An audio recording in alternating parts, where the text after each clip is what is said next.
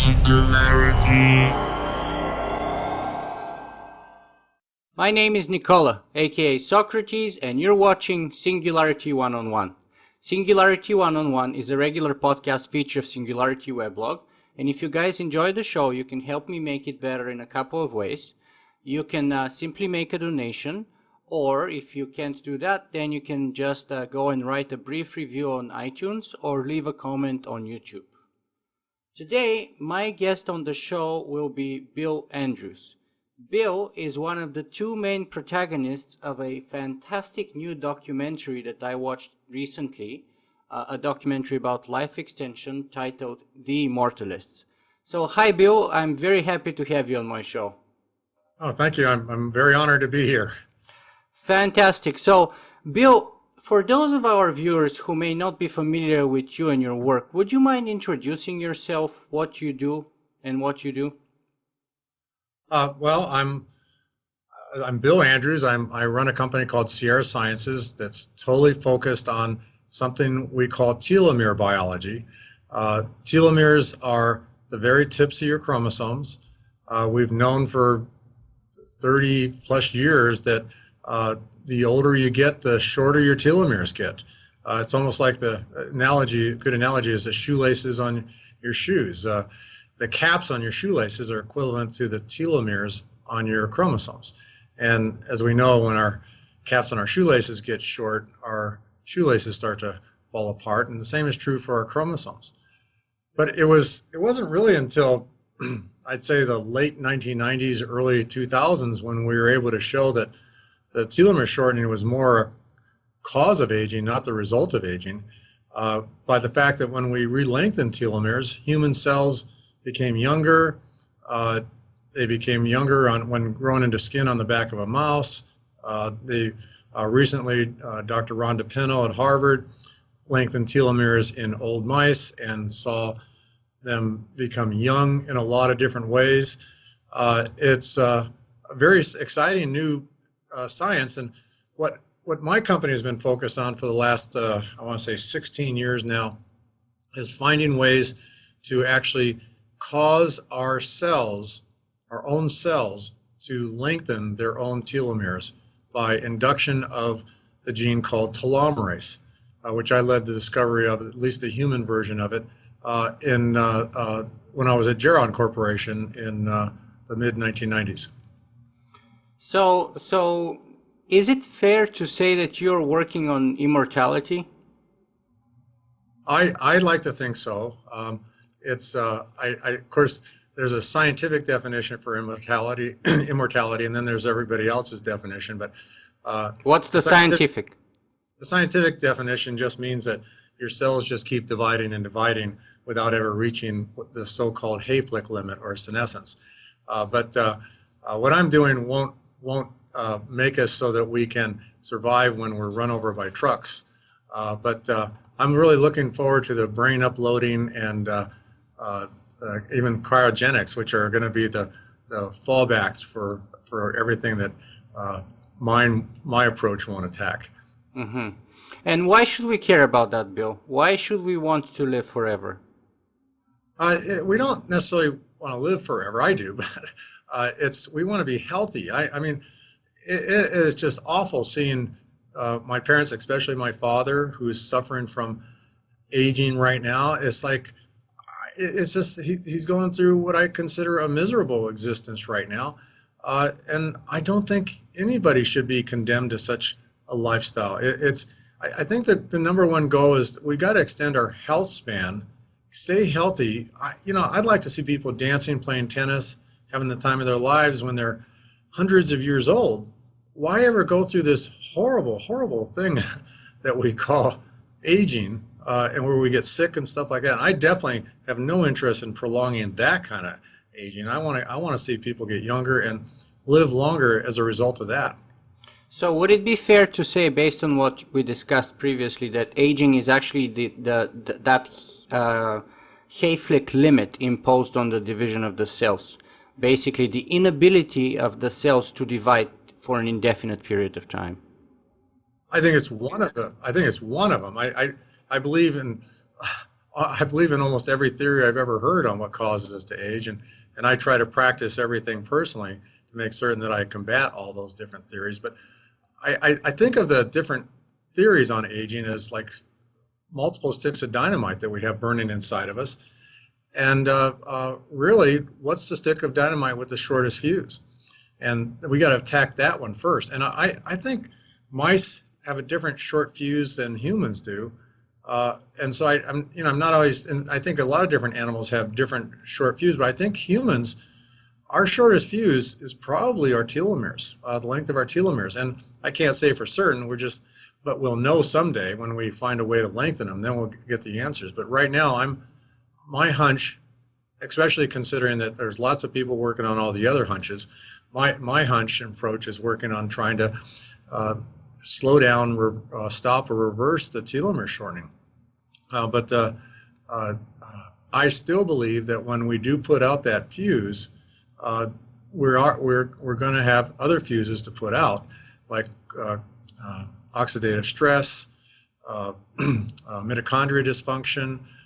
But I think that none of those other things, solving the oxidative stress problem, solving the mitochondria dysfunction problem, the other things, I don't think any of those are ever going to significantly extend our lifespan if our telomeres are still shortening. So we have to solve the telomere shortening in order to make all the other theories work. And so that's where my focus is. And I'm so glad that colleagues of mine like Aubrey de Grey and Greg Fay and I could go on and on. Michael Fossil. Yeah, Mike Fossil. Mike Fossil's not really doing a lot of research in it, but he's sure one of the biggest proponents of spreading the word that research needs to be done in this. But I'm just glad. I want to support all the scientists working on curing aging because I want to see us all stay healthy as long as possible, and I think it's a concerted effort. I was just with Mike Fossil 3 or 4 days ago, and so he says hi, by the way. Oh, good. Now, for 20 years. Yeah, I'm planning to interview him in a couple of months, probably. So let me ask you this, though. But you said that the telomere shortening issue is, or resolving that issue is necessary, but not necessarily sufficient for defeating aging. Is that so? So, in other words, it's just the first step. Yeah, we don't know the answers yet. It's people keep asking me, why am I doing this research when there's all these other things going on? And I'll say, well, we don't know. I mean, we want to answer the question, how big a role does telomere shortening play in aging? And I don't care how much publications get put in where people are showing correlations and things like that. We're never going to know for certain until somebody actually develops a pill or some other interventional method that is going to lengthen the telomeres, and we see what happens. So right until then, we're just going to continue our research so that we can answer the question. And I'm optimistic that the answer is going to be very positive. At the worst, I figure I'm going to get another 30 years to work on trying to find some other way of putting out the next fuse. So can you tell us a little bit more about how you originally stumbled into the field and how you decided to basically devote your life towards working for that breakthrough? Well, Calvin Harley is probably the biggest person responsible for getting me into this field. I've been interested in trying to find a cure for aging my entire life. I do call it cure for aging. I can come back to that subject later, but and a lot of people don't like that. But when I was 10 years old, my father told me, because he saw that I was interested in science and medicine, that when I grow up, I should become a doctor and find a cure for aging. Those are the words he used, and I've been hooked on those ever since. And I've been obsessed with the subject ever since, all through high school. Was he serious or might he have been joking? No, he was serious. He said to me, I don't understand why nobody's done this yet. And Wow. Ever since, and throughout my life, he's always been saying, Bill, hurry up, get a cure for aging, even when I was still in high school and college. And back then I was like frustrated that none of the theories made sense in terms of being the only theory. Okay, it's like I didn't understand why people who live on the North and South Poles will age at the same rate as people who live on the equator when we're in different environments, and why cats and dogs age at different rates than humans when we're in the same environment. I decided there had to be some kind of clock. So I just kind of kept my eye on what's going on. And then one day in early 1990s, I attended a conference in the Grand Lebacan Hotel in Tahoe City, in Lake Tahoe, California. And lo and behold, I heard Calvin Harley, who was the chief scientific officer. I think he wasn't at the time, but he became the chief scientific officer at Geron Corporation. I heard him talk about telomeres and how they shorten with age, and how there was a enzyme, telomerase. The scientists had already discovered telomerase in an organism called tetrahymena, and he was proposing that there was such an enzyme in humans, and that could lengthen our telomeres, and was one of the reasons why our reproductive cells didn't have telomere shortening, is because this enzyme must exist. So I was just so floored, because here was the first thing I'd ever encountered that could be that clock of aging, that would distinguish between, would be insensitive pretty much to environment. We now know it is sensitive to environment, but not as much as other things are. And I just almost the very next day went to work with Calvin to try to discover the human telomerase enzyme. And I've been obsessed and focused on that ever since. That's fantastic.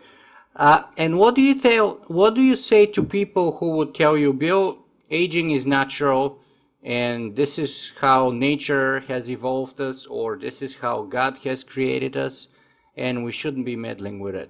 It's the way of progress, it's the way of change, it's the way things are. Hey, I'm going to make a real mess out of things. That's a fact. There's lots of reasons why we shouldn't cure the aging process. But I personally, I don't want to give up my life so that future generations can be more successful. I just love living. I just want to stay healthy and stuff like that. But yeah, it's funny, because there isn't agreement there. Even the religious groups and stuff like that, some say we're doing God's will. I actually wrote a book called Curing Aging, and it's got a part in there where a representative of the Catholic Church actually wrote a chapter saying that we're doing God's will. God kicked us out of the Garden of Eden with the idea that he wanted us to come back someday, and this is how we're going to get back. I was floored, because I expected a lot of criticism, but because I wanted the book to be unbiased, I wanted their viewpoint, and they came back with a very favorable viewpoint. But I do find a lot of people say it is natural, it's normal. The biggest thing that always shocks me is that people say that doing natural things is best for you. But in my opinion, nature wants us dead. As soon as we've raised our young, nature wants us out of the way so that our young can compete, for jobs or mates or food or things like that. If the old people don't die off, even the old animals, if they don't die off, and they stay experienced and mature, the young could never compete with them. It's nature wants us dead. And so I'm not so fond of following nature's guidelines. I think we've been overcoming nature's guidelines for a long time. I mean, take example of eyeglasses. Eyeglasses, probably before the invention of eyeglasses, people died just because they couldn't hunt. They'd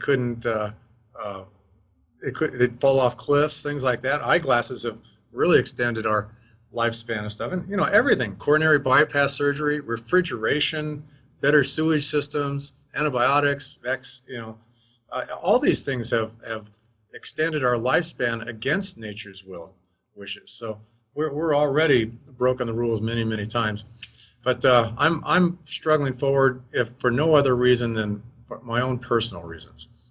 Well, let me get to that in a second. Like, I am myself severely short-sighted, so I totally agree with all those reasons. I mean, a couple hundred years ago, I'm almost like practically blind, so I'm about -7.5. So 200 years ago, I probably would not have survived with such severe short-sightedness.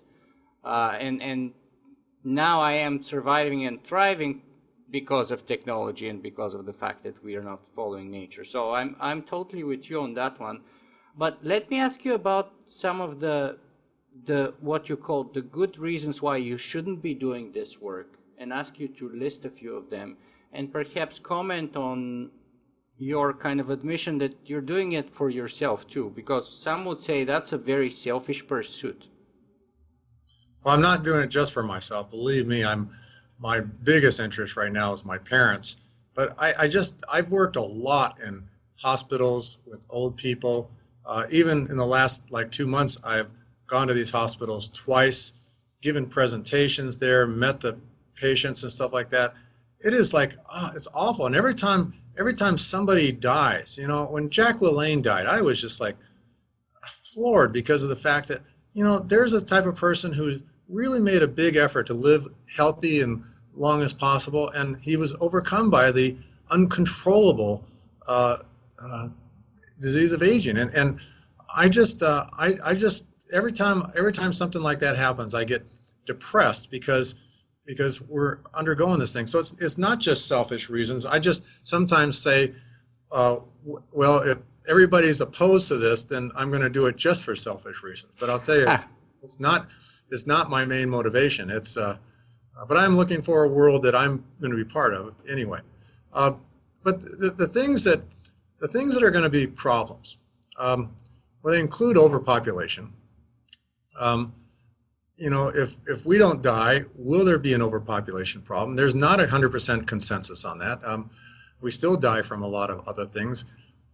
It could be when we have a cure for aging, people might die less from the other things because life is going to be considered more precious. But it is a possibility that there might be an overpopulation problem without birth control and stuff like that. So that is a problem.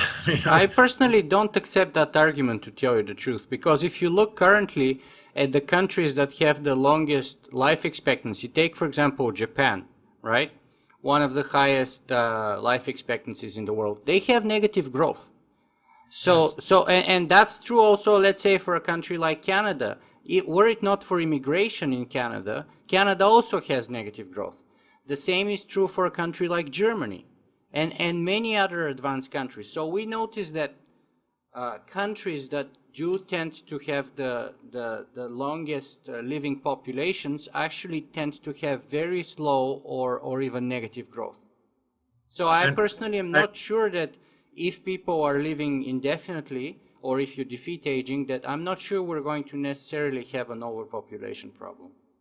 I agree with you 100%. After World War II, there was such a big effort by people saying, oh, we got to rebuild our population. And as a result, we had a lot of children and stuff like that. But in result, if we're getting overpopulated, I think people are going to just naturally say, oh, shoot, I don't want to add another person to this life, because it's a lot of work to have to raise a kid and stuff. But it's still a possibility. It is a possibility, but also the reverse is true. We see that today the countries with the shortest lifespans have the fastest growth, usually in Africa or Southeastern Asia and in the poorest parts of Latin America. That's where we have the fastest growing population. So yeah, it's not a guarantee, but I think it's a very hopeful sign. Let me ask you this. In the movie that we met at the premiere at the Hot Docs Film Festival in Toronto, Leonard Hayflick was referring to your suggestion of extending the length of the telomeres by saying that association is not causation. Right. What do you want to say about that? In other words, he was trying to undermine your whole presumption that if you lengthen that the shortening of the telomeres causes aging, and therefore if you lengthen them, you would reverse it. And his answer to that is association is not causation. Well, I agree. I mean, it's agree. I'm a very big fan of Leonard Hayflick. I've known him for many, many years, and I think he's the person that created the whole field that I'm in right now. But yeah, that's why we're doing the research. A lot of times correlations are not causations, Yeah, and that's why you do the studies to actually find out if they are or not. But there are some things that are suggesting that it's not just that there is more than that cause. Let's see, telomere shortening is the cause of aging, and that's the reversal of lengthening of telomeres in human cells and mice. Strongly suggest that it might be correlated with aging, but of course we won't know until we have a pill. And so, as I said, we're trying to answer that question that Leonard Hayflick has asked. I think in the documentary he accidentally says the opposite, but I think that was just unintentionally accident. You know, you get in front of a camera, you can sometimes say the wrong thing. But I think he said something about how shortening telomeres or turning telomeres off was going to lengthen our lifespan. But it's still, I know what he meant. But yeah, no, he's right. I don't disagree with that at all. But that's what we're doing. We're doing research right now.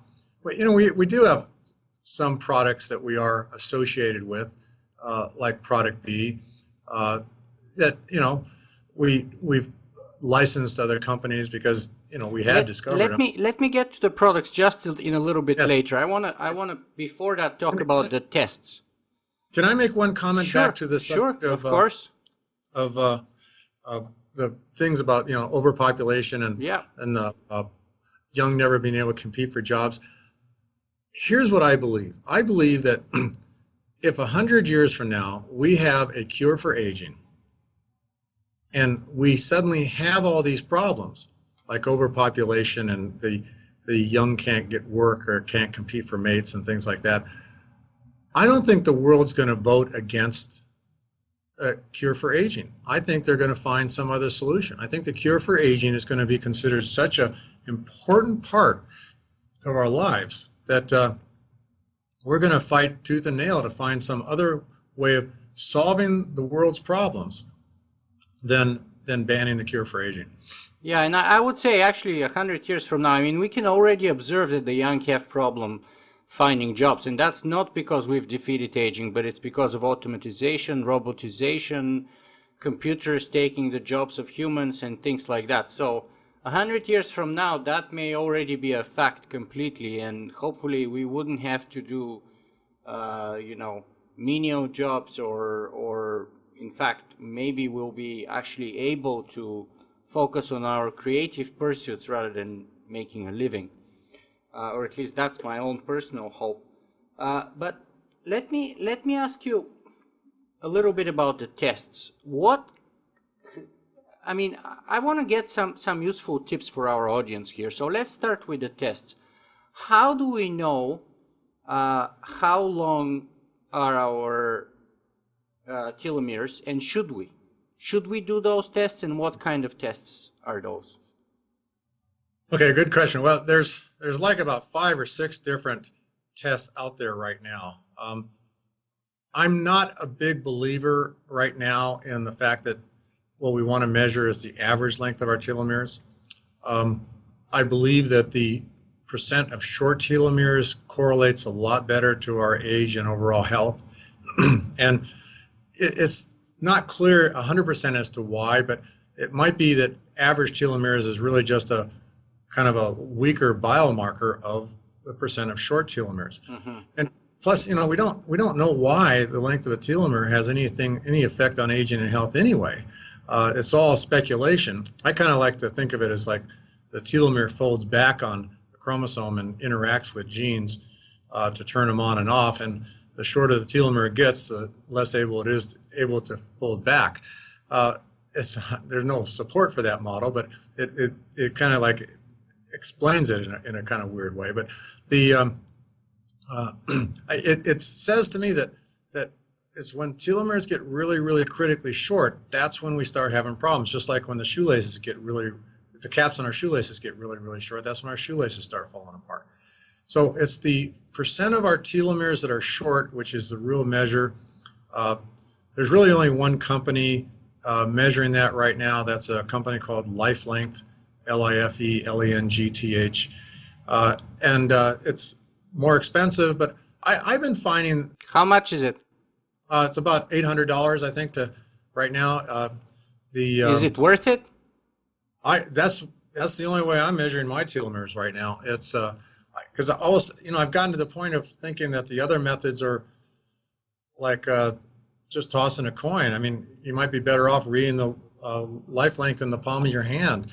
I just know that I've met too many people that have sent in blood samples more than once and got very different results each time with looking at average telomere length. And since I do a lot of telomere length measurements myself here in our labs, I know how difficult they are and how inconsistent they are.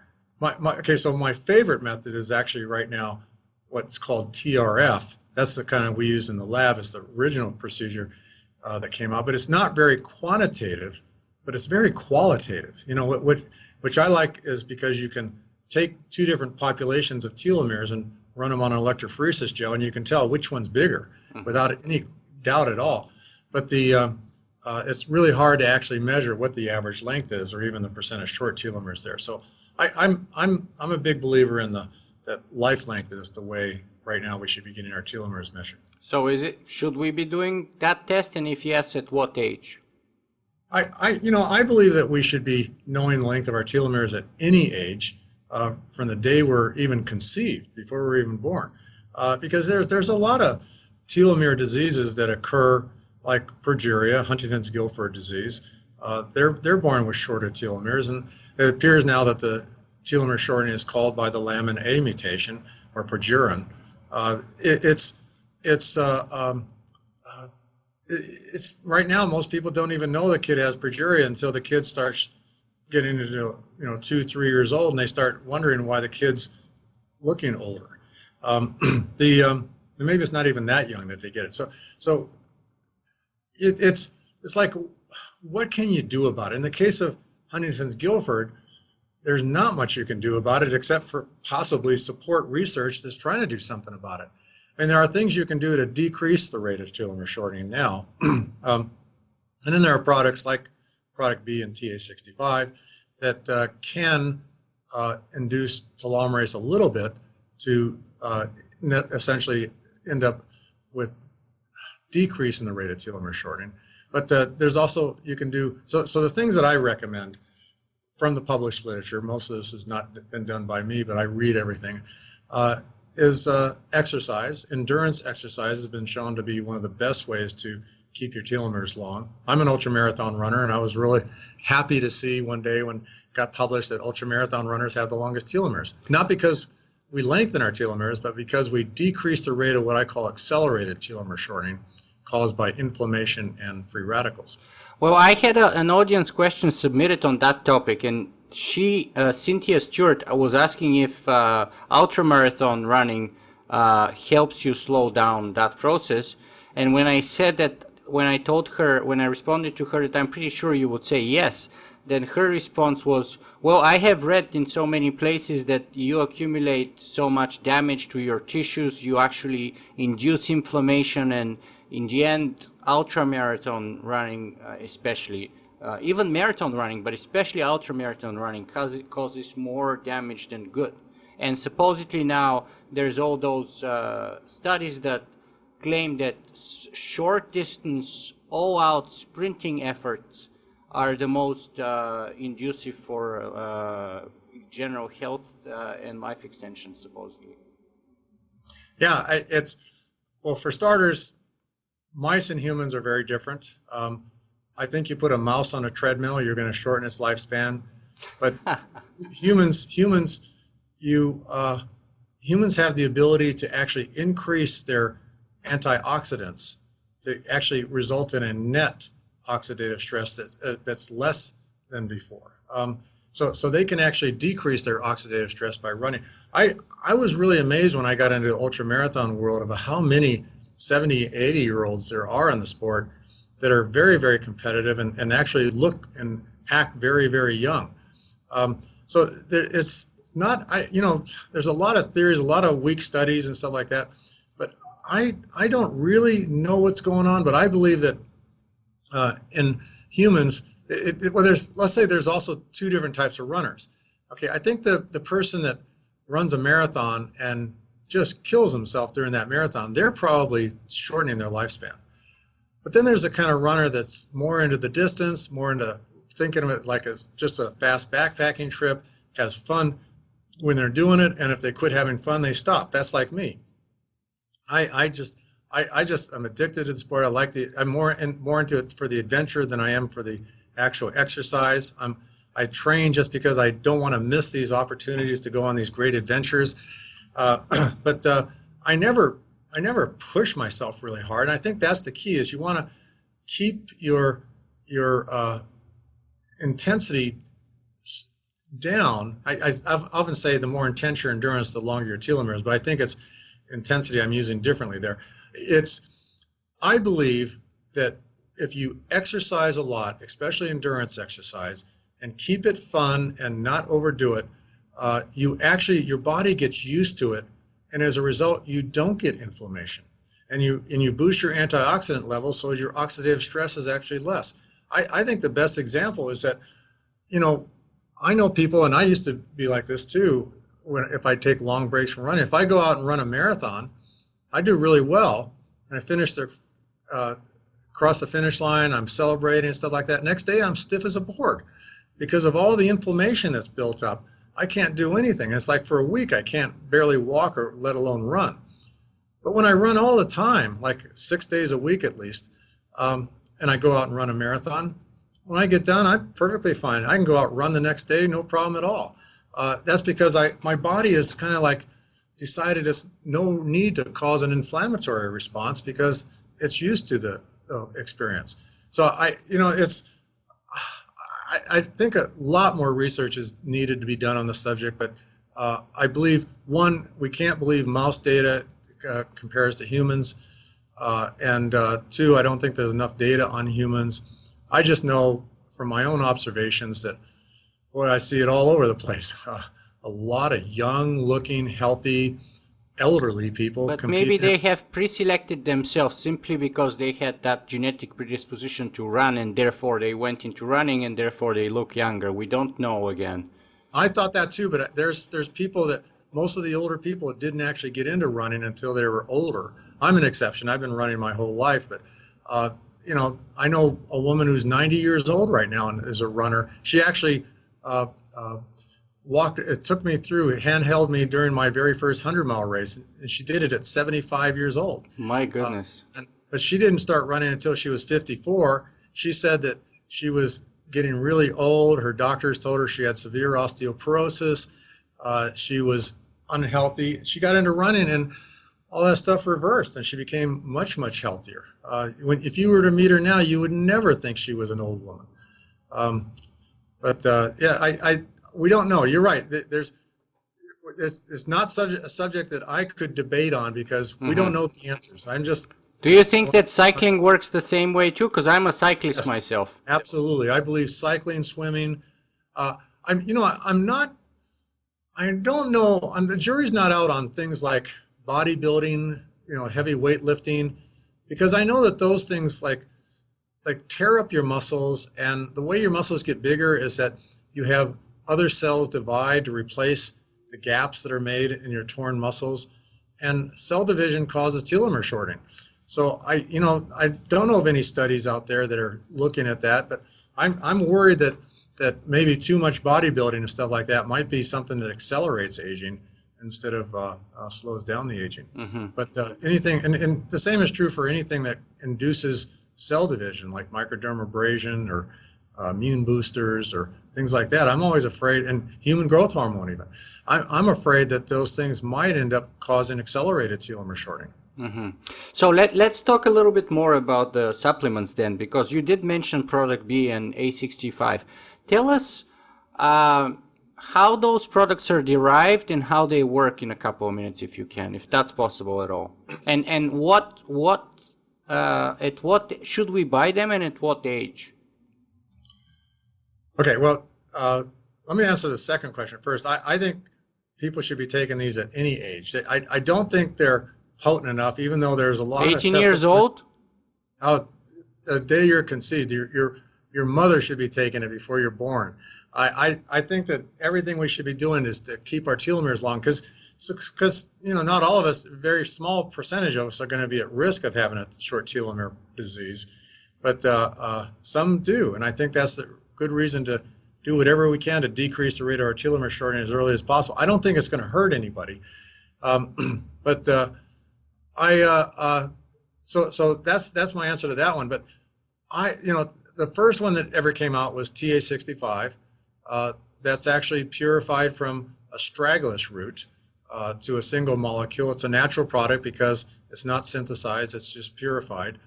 I'm actually an author on the clinical study, the first clinical study that came out, showing that it does seem to turn on telomerase, induce telomerase expression, and it does seem to cause the shortest telomeres to get longer.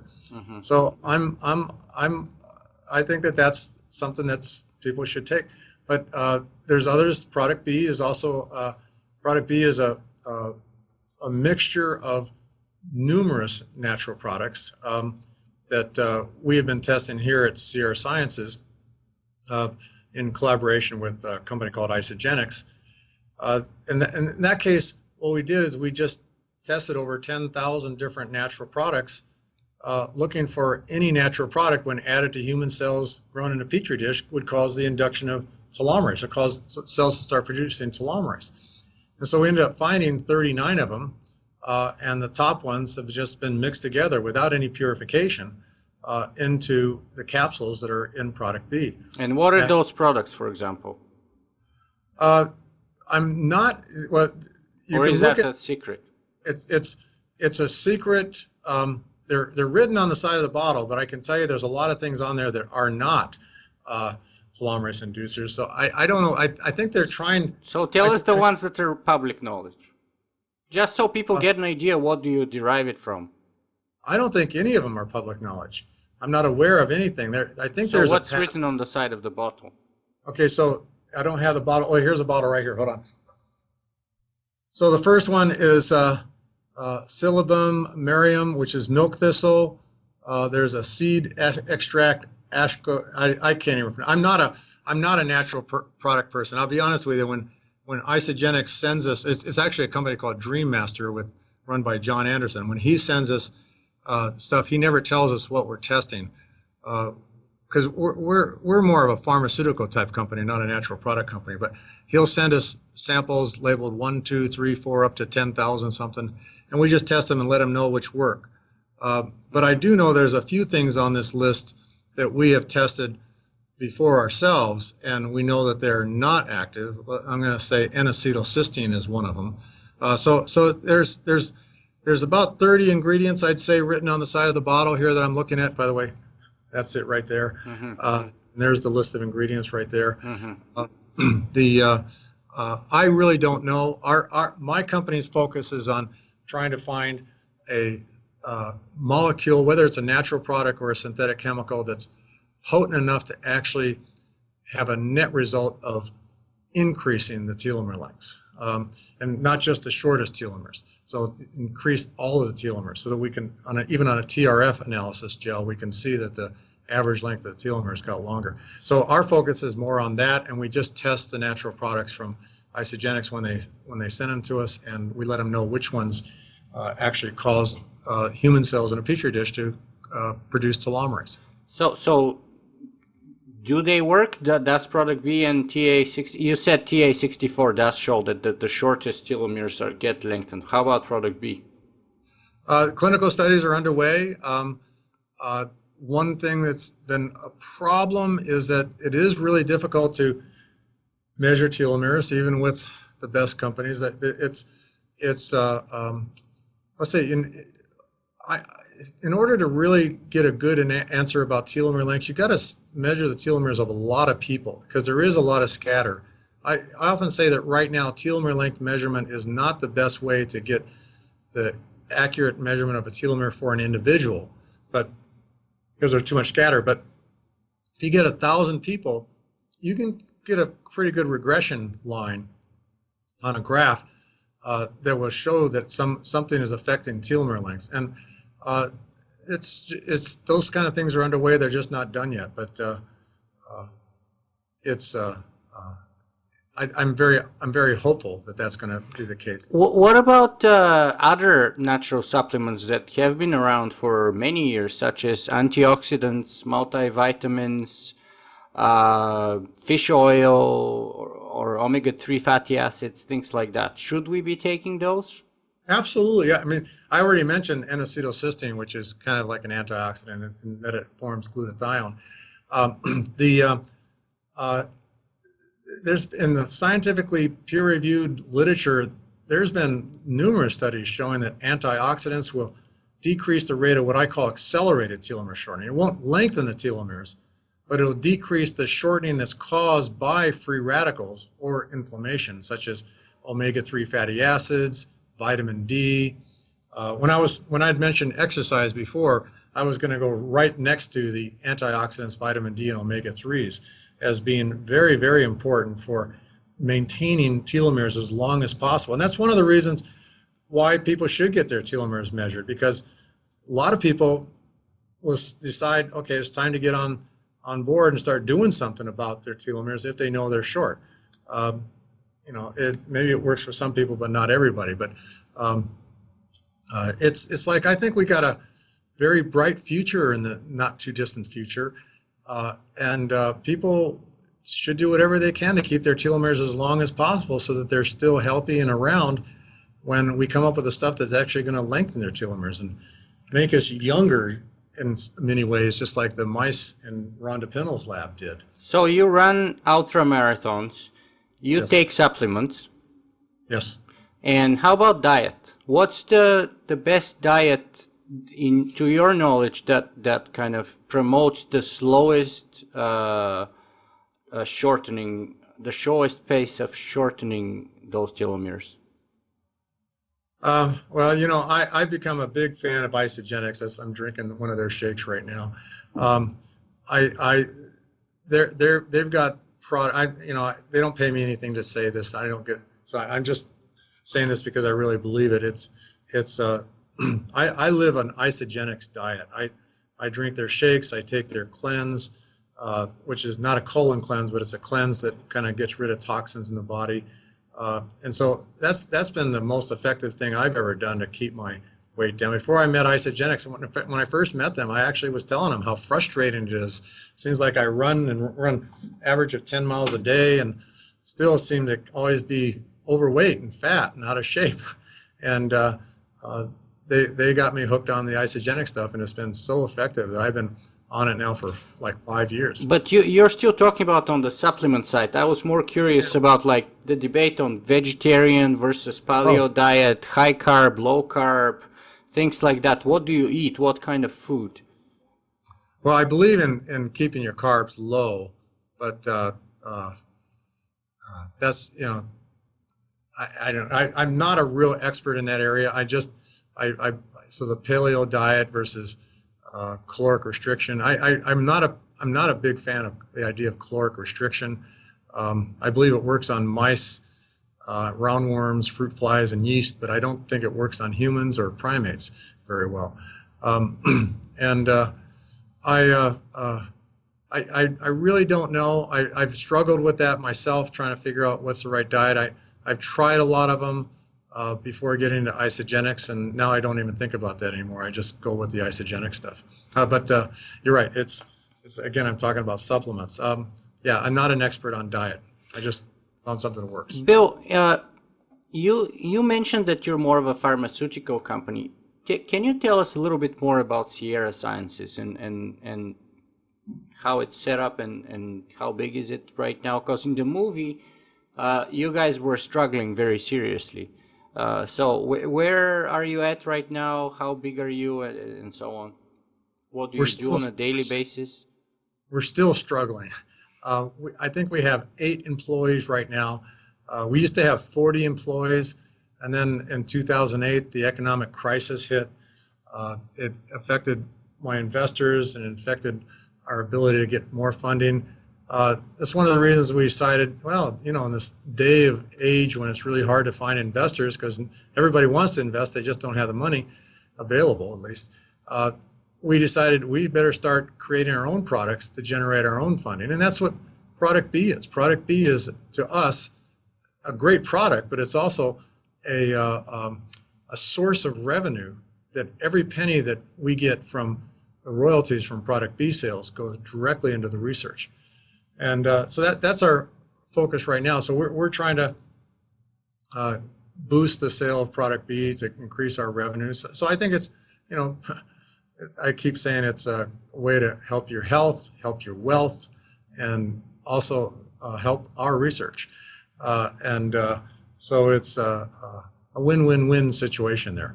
But people are catching on slowly about the role and the promise of telomere biology, but they are catching on, and we are making enough money from royalties now that we are able to do some research.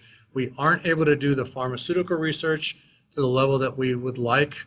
We figure as soon as we get to the point where we're generating, let's say, $1 million a month, that it's going to allow us to get the pharmaceutical research done, and we think we'll have a drug or natural product that is potent enough to actually cause a net increase in overall telomere length within 1 year. And yeah, you said, I watched a video with you where you said, we believe that we can make a human cell immortal 1 year after we find the funding that we need. So yes. What's the funding that you need as a number, and how far along that process are you? Well, we think we need $40 million. That's what our, my scientists and I have sat around the conference room table and batted around all these numbers and the research that we need to do. And we came up with $40 million over a 3-year period. That includes like 1 year of medicinal chemistry and mechanism of action studies to actually, and maybe just medicinal chemistry, to actually get a drug that's, I think, 5 to 7 times more potent than our strongest one so far. And that's when we reach the potency that we think will actually reverse aging. So we've come up with a number of 40 million, 15 million the first year, and we think we'll have the drug discovered in the first year, but then we want to do animal studies, safety studies, efficacy studies. Our target is actually to work with cats, because we don't believe that mice age by telomere shortening. There's a very funny situation. I don't think mice would be a good study of aging, but we want to look at cats because cats do suffer from diseases that humans suffer from, and some of these diseases are strongly telomere related, and so we want to show that the cat's disease is cured, or let's say put at bay, and then when that happens, we think that'll take another 2 years. So in 3 years after we find funding, we'll be ready to start testing in humans. But I keep saying 3 years after we get funding, but we haven't gotten the funding yet. The amount of money that we get just barely keeps us alive, keeps my scientists paid, and allows them to continue screening for natural products with isogenics, and do a little bit of other like research, but nothing applied research, nothing that's actually developmental related towards trying to get these pharmaceuticals better. Mm-hmm. That's just too expensive. I see. But let's be clear though, you're talking $40 million to make a human cell immortal. That's a long way from making a human immortal, isn't it? Well, who knows? I would say that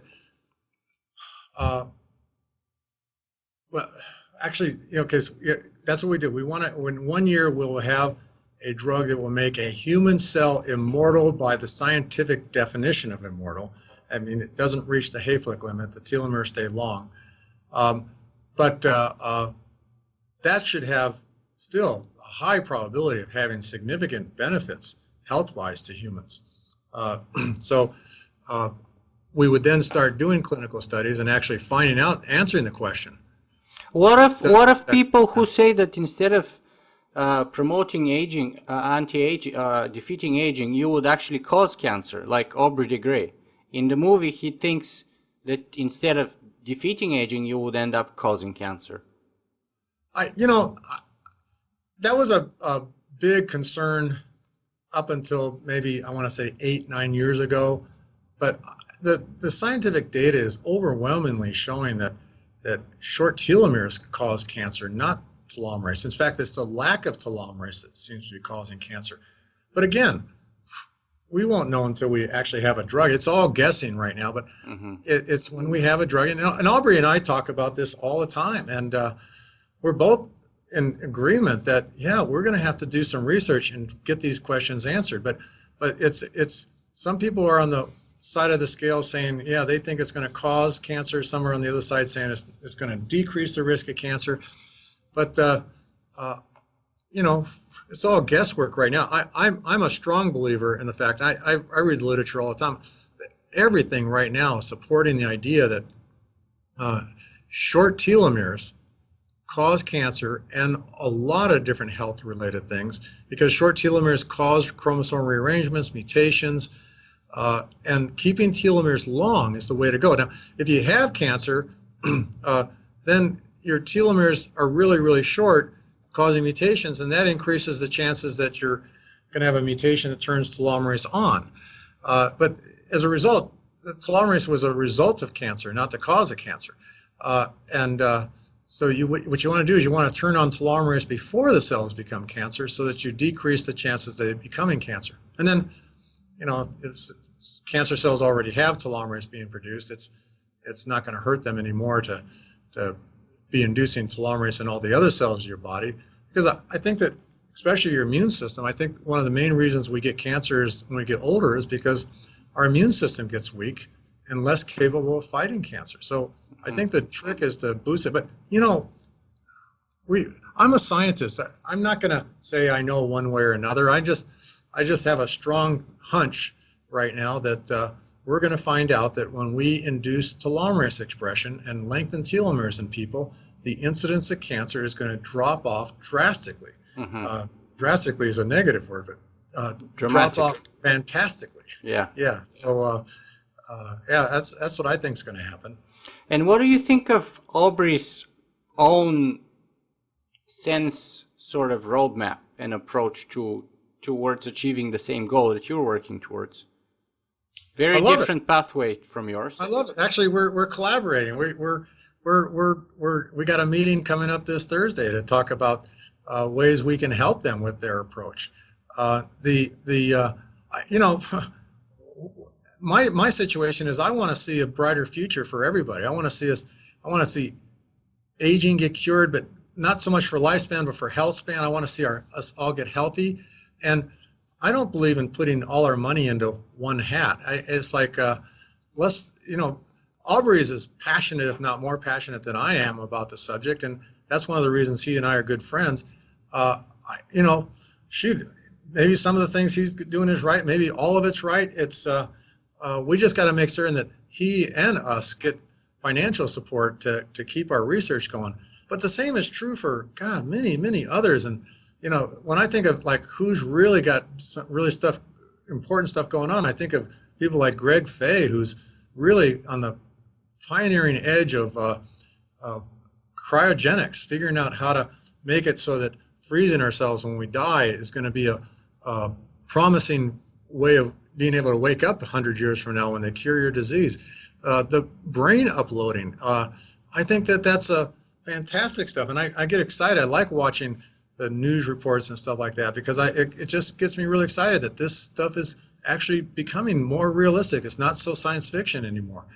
And brain uploading, for those that don't know, it's like, you get into a car accident and your airbag blows up, and suddenly there's some signal saying to transport everything in your mind to a computer, and next thing you know, you wake up and you're in some other body because all your mind that was in the computer was taken and put into that body. Now, people ask, was that living? Is that still you?